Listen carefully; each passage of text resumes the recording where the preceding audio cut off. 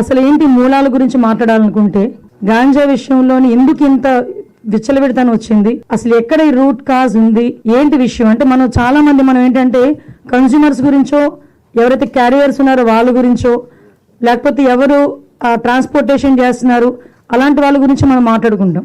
కానీ ఈరోజు tribal welfare, health department, police department, HR department అన్ని డిపార్ట్మెంట్లు కూర్చున్న తర్వాత అసలు కాజ్ అనేది గిరిజనులు, అమాయకమైన గిరిజనులు ఎందుకు గాంజా సాగు మీదకి వెళ్తున్నారు, అసలు వాళ్ళు ఎందుకు చేస్తున్నారు అంటే ఇలాంటి విషయాలు మనం ఆలోచించుకుంటే ఇంతకు ముందు ఆల్టర్నేటివ్ క్రాప్స్ ఉండేవి.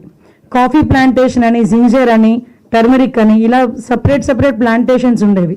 కానీ వాటి సంగతి అంతా మనం ఒకసారి చూసుకుంటే వాటికి ఆల్టర్నేటివ్గా కాఫీ ప్లాంటేషన్స్ అవన్నీ కాకుండా డైరెక్ట్గా వాళ్ళు గాంజా పెంచడానికి కొంతమంది బయట నుంచి వచ్చి వాళ్ళకి డబ్బులు ఇచ్చి వాళ్ళని ప్రలోభ పెట్టి అది పెంచే కార్యక్రమం చేయటం మనందరం కూడా చూసాం. తర్వాత ఇప్పుడు ట్రైబల్ వెల్ఫేర్ మినిస్టర్ గారు కూడా వచ్చారు. అసలు గంజాయి విషయంలో ట్రైబల్స్ కి సంబంధించి ఆల్టర్నేట్ క్రాప్స్ ఏమున్నాయి, ఎందుకు అలా చేశారన్నది అన్ని కూడా మేడం మనందరికీ కూడా వివరిస్తారు. అయితే విషయం ఏంటంటే పోలీస్ డిపార్ట్మెంట్, అదేవిధంగా మనకి ఎడ్యుకేషన్ డిపార్ట్మెంట్ ఇవన్నీ కూడా మనం చూసుకుంటే అసలు యాక్చువల్గా చిన్న పిల్లలు కూడా ఈరోజు గంజాయి డ్రగ్స్ తీసుకునే పొజిషన్కి దిగజారిపోయింది.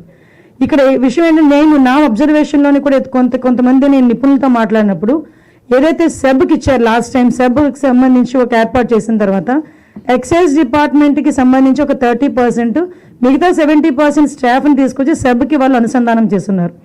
ఎప్పుడైతే సెబ్కి వాళ్ళు ఇచ్చారో సెబ్లో ఏంటంటే ఎస్పెషల్లీ గంజాయి ఒకటే కాకుండా శాండ్, లిక్కరు, మైన్ అన్నీ కూడా సంబంధించి వాళ్ళు చూసుకోవడమే కాకుండా గాంజాని సపరేట్గా వాళ్ళు చూసేకునే పరిస్థితి కనిపించలే. కాబట్టి ఇంకొక విషయం ఏంటంటే సెబ్ ఏర్పాటు చేసిన తర్వాత 2 years పాటు, అది కోవిడ్ టైంలోనా మామూలు టైంలోనా మనం ఒకసారి అబ్జర్వ్ చేసుకున్నా 2 years పాటు గాంజాయి డిస్ట్రాయేషన్కి ఎక్కడ కూడా పర్మిషన్స్ లేవు. కనీసం గాంజా ప్లాంటేషన్ డిస్ట్రాయ్ చేయడానికి కూడా సెబ్ వాళ్ళకి పర్మిషన్స్ ఇవ్వలే 2 సంవత్సరాలు. అంటే 2 సంవత్సరాల్లో గాంజా ఎంత మేరకు పెరిగి ఉంటుందో మనందరం కూడా ఆలోచన చేసుకోవచ్చు. అంటే అటువంటి సిచ్యువేషన్ నుంచి ఈరోజు చిన్న పిల్లలకి 7 సంవత్సరాలు 8 సంవత్సరాలు స్కూల్లో చదువుకునే పిల్లలు కూడా గాంజా తీసుకునే పొజిషన్కి వచ్చేసారంటే అది ఆ ఇంపాక్ట్ ఎంతవరకు ఉంది, అట్ ద సేమ్ టైం ఆ సీరియస్నెస్ ఎంతవరకు ఉందని ప్రతి ఒక్కరు కూడా మనం కూడా ఆలోచన చేసుకోవాలి. దీని వల్లనే మేము లాస్ట్ టైం కూడా చెప్పాం, మనం జిల్లా లెవెల్లో టాస్క్ ఫోర్స్లు అప్పటికప్పుడు ఏర్పాటు చేసుకొని అప్పటికప్పుడు ఉన్న మెన్ను యూజ్ చేసుకొని టాస్క్ ఫోర్స్లో ఏర్పాటు చేసుకొని కొంతమంది చేస్తున్నారు. కానీ ఇప్పుడు గౌరవ మన డీసీపీ గారు మేమందరం కలిసి కూర్చున్న తర్వాత హోమ్ సెక్రటరీ గారు, అదేవిధంగా సిఐడి చీఫ్, అదేవిధంగా మన అందరికీ కూడా ఇంటెలిజెన్స్ వాళ్ళు అందరం కూర్చున్నాం, సెబ్ వాళ్ళు అందరం కూర్చున్నాం. ఇందాక కూర్చునేటప్పుడు ఈ యాంటీ నార్కోటిక్ టాస్క్ ఫోర్స్ అని చెప్పి ఒకటి ఏర్పాటు చేయడానికి ఈరోజు గవర్నమెంట్ నిర్ణయించుకుంది సబ్ కమిటీ ద్వారా.